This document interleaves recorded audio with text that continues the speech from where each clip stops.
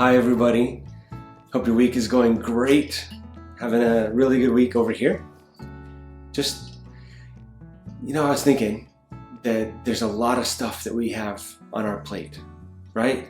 I know I do, and I'm sure that you have probably more even than I have on my plate, between school or work, family, chores, all of the things that we have that fill our day.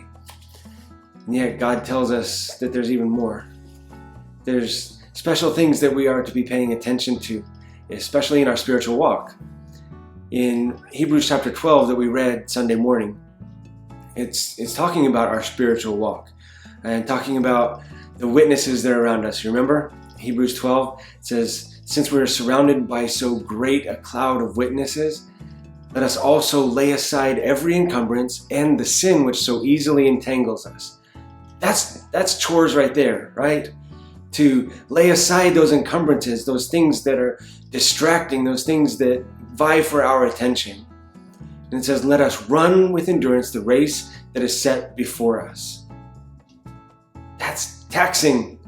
There's this race that we're supposed to be running, and our life is compared to this race. But it says, fixing our eyes on Jesus, the author and the perfecter of faith, who for the joy set before him endured the cross, despising its shame, and now he's sat down at the right hand of God the Father.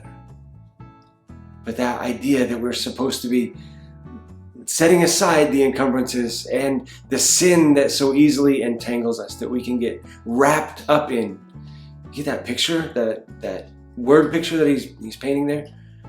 That we get wrapped up in sin and tied in it, becomes like knots, so that we can't run. When we lay it aside, we trust Christ for that, for help in that, and we fix our eyes on him. That's the only way we can keep running that race. But I know when we run and we run and we run, it gets tiring, doesn't it?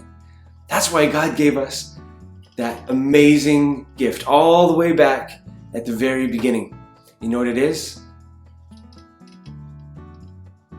Can everybody read that? Stop. He gave us instructions that there's a day out of every week that we're supposed to set aside for rest. God knows our bodies. He designed them and created them. He knows us inside and out.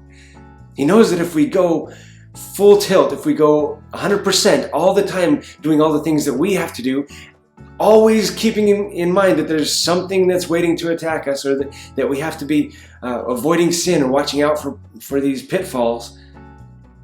If we go like that all the time, 7 days a week, all year, we're going to be burned out really fast. But he said, here's the Sabbath. Remember the Sabbath. Keep it holy. He gave us time to just stop and spend time meditating on him. Isn't that amazing? That God continues to demonstrate his love for us. Because he knows us, right? He knows everything about us. And he gives us the Sabbath.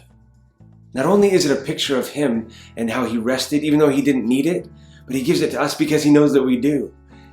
And he says, work all you want, do all your work, do all your labor, and then take this time to worship. Take this time to meditate. Take this time to just spend time in God's presence, in fellowship with other believers. That's why I love seeing you on Sunday mornings in church. It's a beautiful thing. It's what God tells us to do. So we remember the Sabbath day. We stop. We put aside all of those things, all of the things that are trying to drag us down. That sin that wants to wrap us up and keep us from running, and then we fix our eyes on Jesus. It's amazing. I hope that's you. I hope you're spending time in the Word and spending time on your knees. I love you, and I'm praying for you. Look forward to seeing you soon.